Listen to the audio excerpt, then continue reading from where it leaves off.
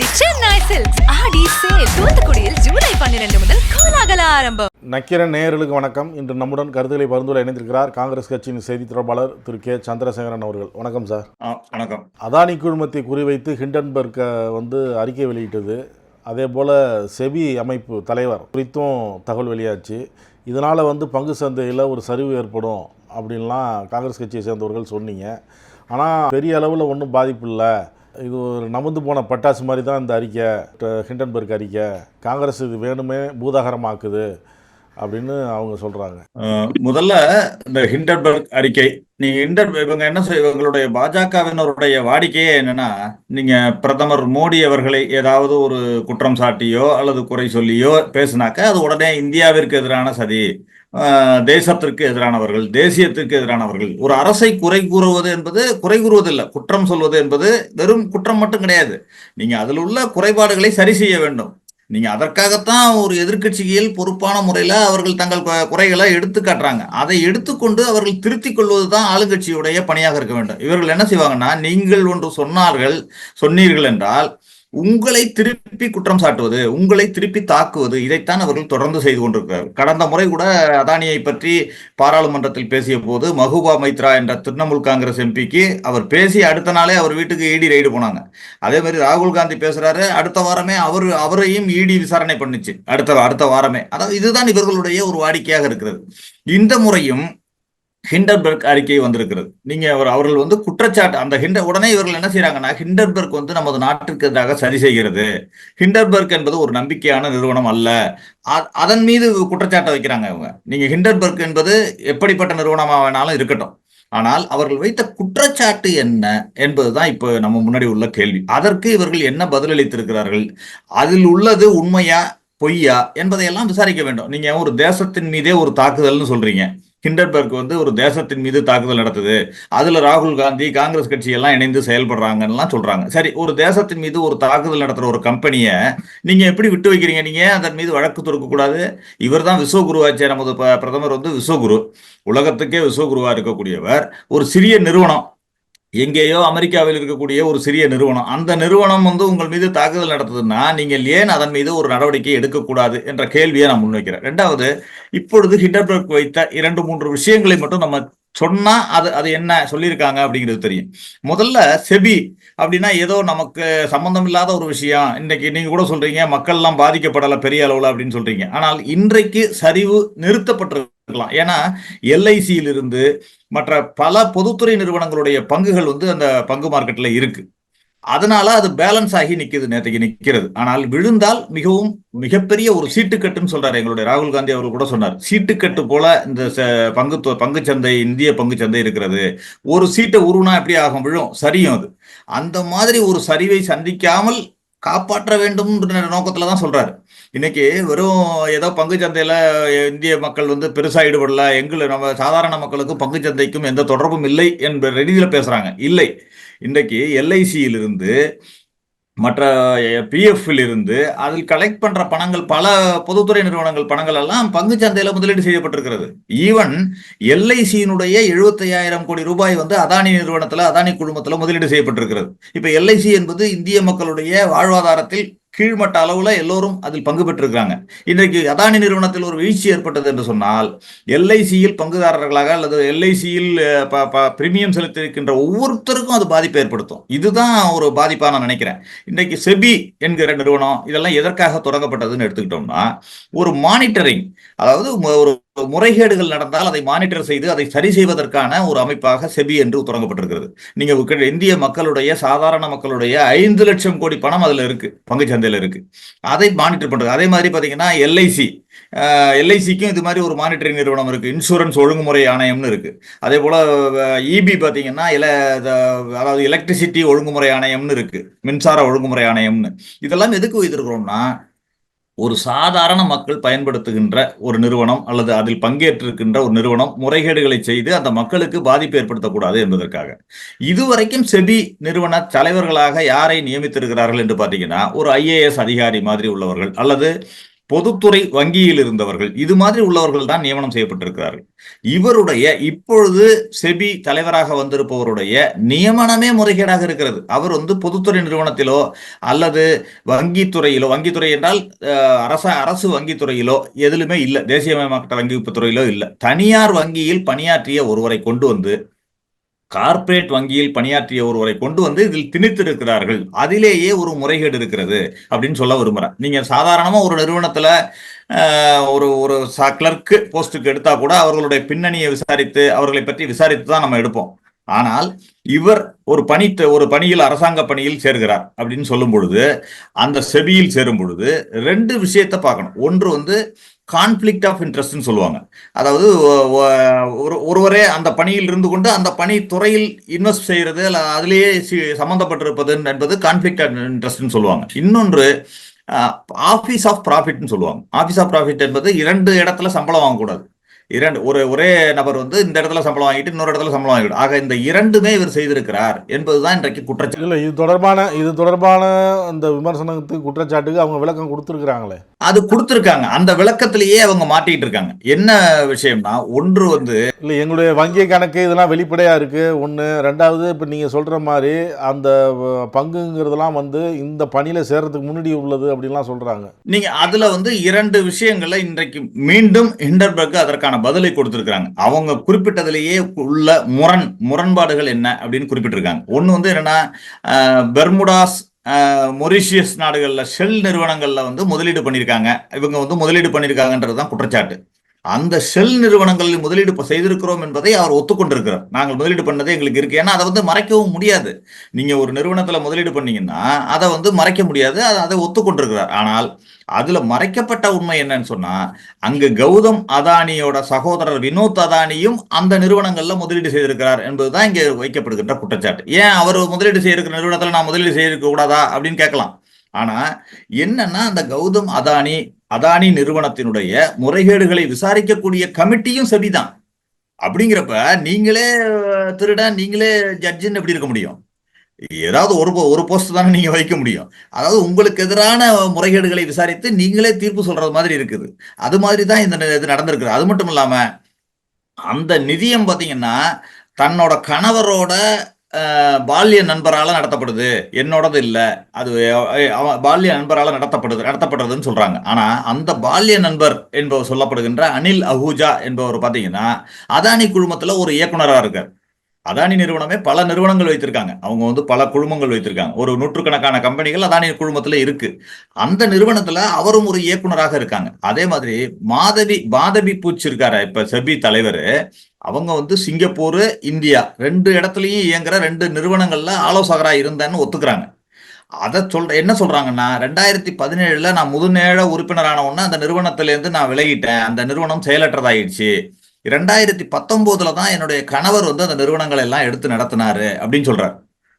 ஆனா கடந்த மாதம் நிலவரப்படி, மார்ச் நிலவரப்படி ஒரு பங்கு முதலீட்டாளர்கள் பட்டியல்லாம் எடுத்து பாத்தீங்கன்னா, அவர் தொடங்கிய அந்த அகோரா அட்வைசரி லிமிடெட்னு உள்ள நிறுவனத்துல கடந்த மார்ச் வரைக்கும் 99% மாதவி பூச்சிக்கிட்ட தான் இருக்கு. அவர்கிட்ட கணவர்கிட்ட இல்ல.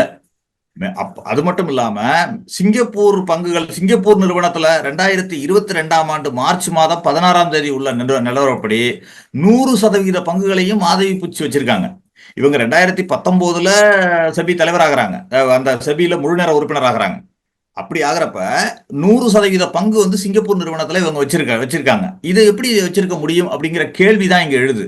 அதற்கு அவங்க செபி தலைவரான பிறகு 2 வாரங்களுக்கு பிறகுதான் அந்த பங்குகள் எல்லாம் தன்னோட கணவர் பெயருக்கு மாற்றியதாக புள்ளி விவரங்கள் பட்டியலே இருக்கு. நீங்க பொது தளத்துல இருக்கு, நீங்க பார்க்கலாம். அப்படி இருக்கும் பொழுது நீங்க ஒரு உதாரணத்துக்கு எடுத்துக்கிட்டீங்கன்னா, ஒரு வழக்கறிஞர் போய் ஒரு கிளையண்ட்டுக்காக வாதாட போறப்ப ஜட்ஜாக இருப்பவர் அவருடைய உறவினராக இருந்தால் என்ன செய்வாங்கன்னா, ஜட்ஜி அந்த இதுல இருந்து விலகிப்பாரு, அந்த விசாரணையிலிருந்து விலகிப்பாரு. இதுதான் நடைமுறை, நம்ம பார்த்திருக்கோம். இது சாதாரண மக்களுக்கும் தெரியும், எளிய மக்களுக்கும் தெரியும். ஏனென்றால் அது கான்ஃபிளிக்ட் ஆஃப் இன்ட்ரெஸ்ட். அவருக்காக நாம் செய்து விடக்கூடாது, ஜட்ஜ்மெண்ட் மாற்றி விடுவேன் என்று சொல்வதற்காக அவர் விலகிப்பார். இந்த ஒரு சாதாரண நடைமுறை கூட ஒரு 5 லட்சம் கோடியை மக்களுடைய பணத்தை முறைகேடுகள் செய்தார்கள் என்று சொல்லப்படுகின்ற ஒரு விஷயத்தை விசாரிக்கின்ற ஒரு பெரிய அமைப்பின் தலைவர் இன்னும் பொறுப்பை வச்சுக்கிட்டே இருக்கிறதுன்றது ஒரு அதானிக்காக இது செய்கிறாரோ என்ற ஒரு அச்சத்தை தான் ஏற்படுத்துது. இதுல இன்னொரு விஷயம், செபி தலைவரான உடனேயே முதல்ல சந்தித்த நபர் கௌதம் அதானி தான். இவர் செபி தலைவரானவுடன் சென்று சந்தித்தது, இது சந்திக்க கூடாதா என்ற கேள்வி எல்லாம் கிடையாது. ஏன்னா ஒரு முறைகேடுகள் என்று சொல்லப்படுகின்ற ஒரு விஷயத்தில் இருக்கின்ற அதுவும் பட்டியலிடப்பட்ட ஒரு நிறுவனத்தினுடைய தலைவரை ஒரு செபி தலைவர் என்பவர் சந்திப்பதே முறைகேடான ஒரு விஷயமா தான் பாக்குறேன். அதற்கு சட்டமே இடம் கொடுக்கல. நீங்க ஒரு அரசியல் அந்த செபியோட சட்டத்தை ரூல்ஸே பாத்தீங்கன்னா கூட இன்னொரு நிறுவனத்துல பங்குதாரராக இருக்கக்கூடாது. அந்த செபியில பட்டியலிடப்பட்டிருக்கின்ற ஒரு நிறுவனத்துல பங்குதாரராகவோ இதாகவோ இருக்கக்கூடாது.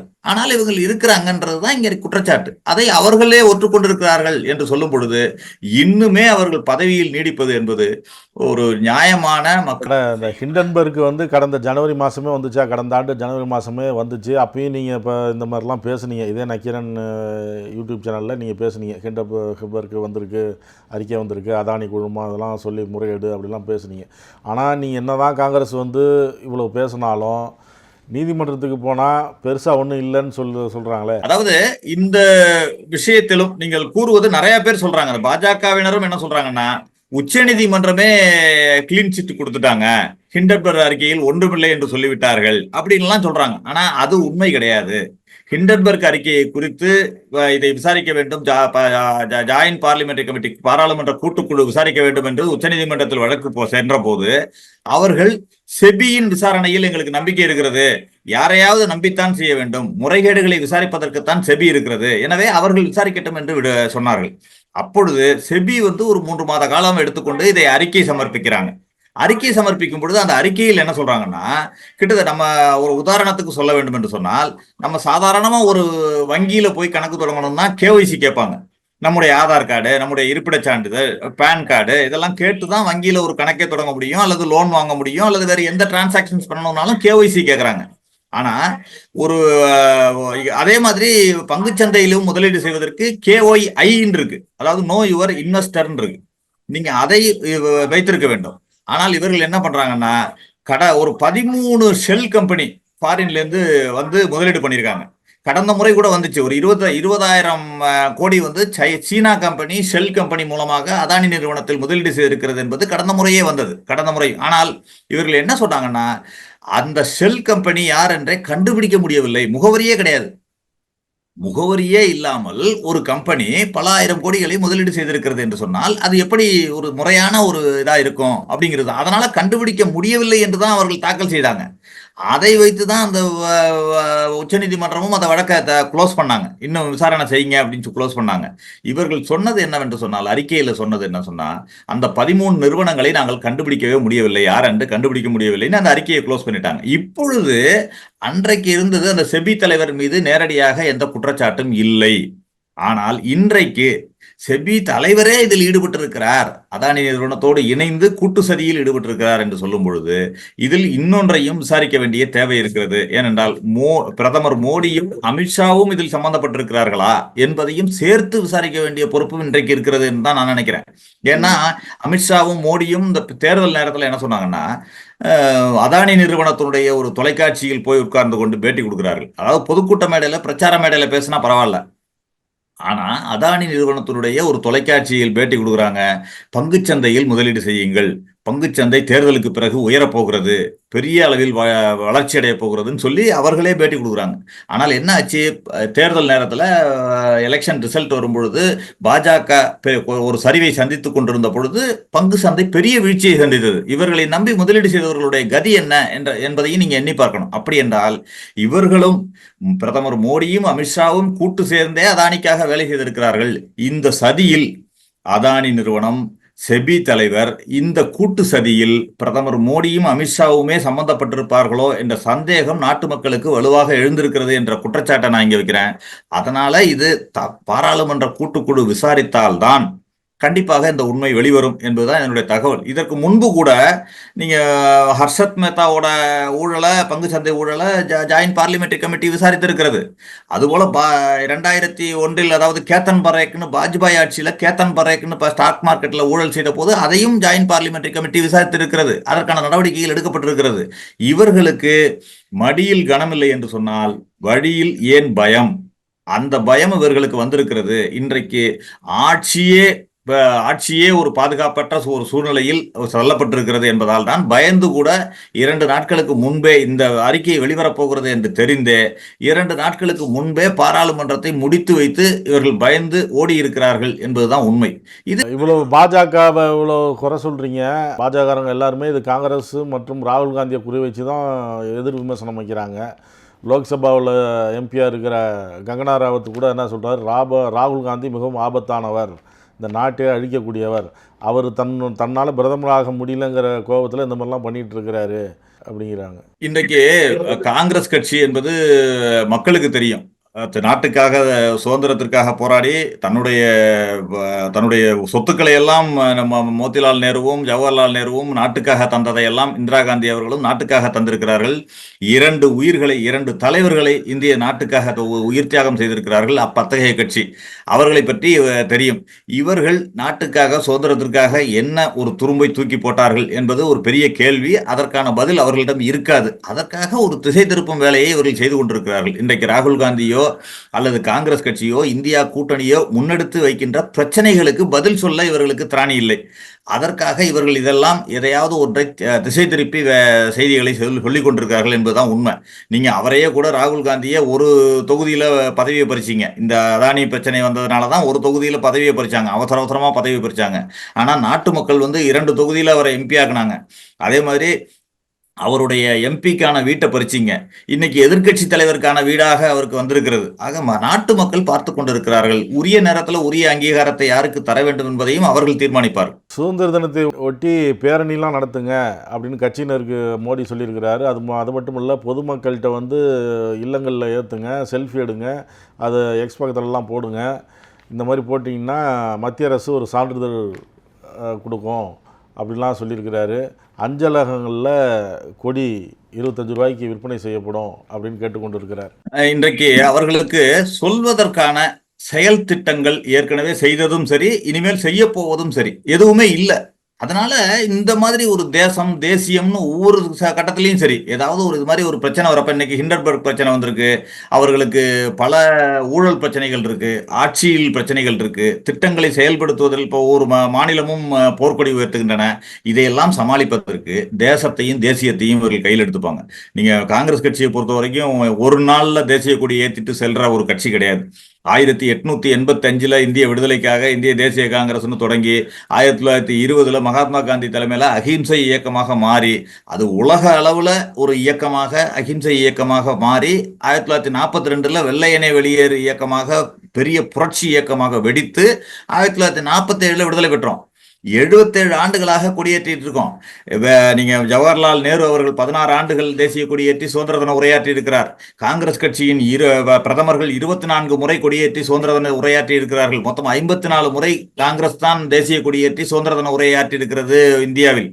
ஆனால் பாஜகவின் தாய் அமைப்பா இருக்கிற RSS அதனை வழிநடத்துகின்ற கோல்வார்கர் மூவர்ணம் கொண்ட தேசிய கொடியை ஏற்க மாட்டோம்னு பகிரங்கமாக அறிவித்தவர். அதே போல அவர்களுடைய ஆர்கனைசர் என்ற இதழில் என்ன எழுதினாங்கன்னா, நாமெல்லாம் தேசிய கொடி எதற்காக, தேசிய கொடியின் மூவர்ணத்தை பத்தி நாமே படித்திருப்போம். சின்ன குழந்தையிலிருந்து பள்ளி பருவத்திலிருந்து படித்திருக்கிறோம். மூவர்ணம் என்பது என்ன?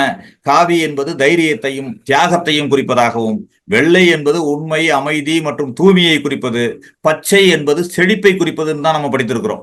ஆனால் இவர்களுக்கு என்னன்னா, காவி என்பது இந்து மதத்தையும், வெள்ளை என்பது கிறிஸ்தவ மதத்தையும், பச்சை என்பது இஸ்லாமிய மதத்தையும் குறிப்பதாக இருப்பதாகவும், காவியை மட்டுமே ஏற்போம் என்று இவர்கள் சொன்னவர்கள் தான். இவர்கள் ஆர்கனைசர் பத்திரிகையிலும் எழுதியவர்கள் தான் இவர்கள்.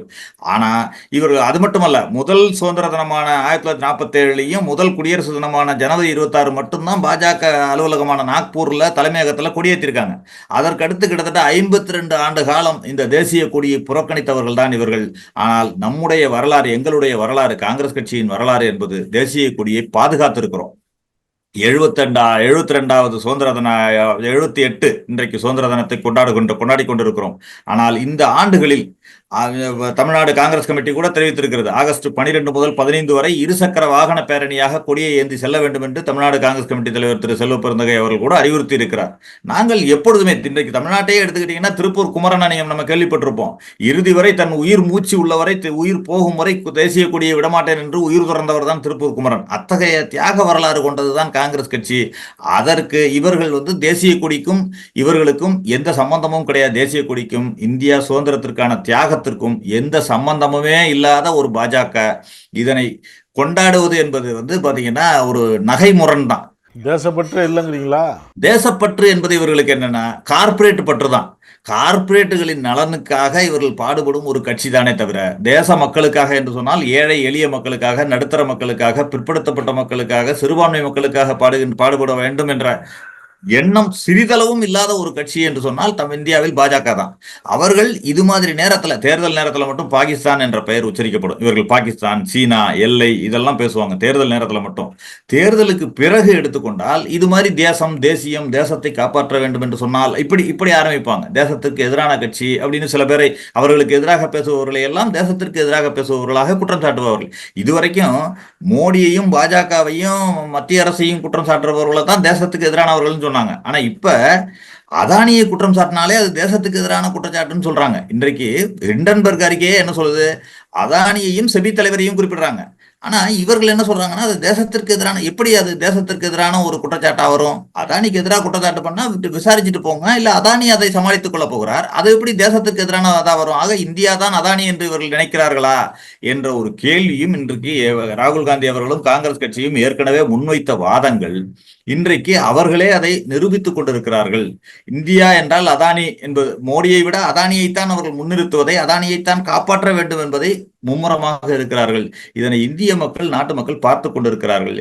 இந்திய மக்களுக்கு கையில் உள்ள ஆயுதம் என்பது வாக்கு. அடுத்தடுத்த தேர்தல்களில் இவர்களுக்கு வாக்கு மூலம் அதற்கான தீர்ப்பை தருவார்கள் என்பதுதான் என்னுடைய கருத்துக்களை பகிர்ந்து கொண்டதற்கு நன்றி சார். நன்றி நன்றி நன்றி. உங்கள் நக்கீரன் இதழில் கதாசிரியர், தயாரிப்பாளர், இயக்குனர் என பன்முகம் கொண்ட திரைக்கலைஞர் VC குகநாதன் எழுதி வரும் சினிமா கொட்டகை பரபரப்புக்கு பஞ்சமில்லா தொடர். வாங்கி படியுங்கள். நக்கீரன். நக்கீரன் டிவிக்கு சப்ஸ்கிரைப் செய்யுங்கள். உங்கள் ஆதரவே எங்கள் பலம். ஆசிரியர்களுக்கு நண்பனாகவும் மாணவர்களுக்கு ஆசானாகவும் திகழும் தேர்வு வழிகாட்டி. ஒவ்வொரு பாடத்திற்கும் அனுபவமிக்க ஆசிரியர்களின் துல்லியமான தெளிவான விடைகள். CNC இருக்கு, தேர்வு பயம் எதற்கு? இது தீரன் பப்ளிஷிங் ஹவுஸ் விற்பனை வெளியீடு.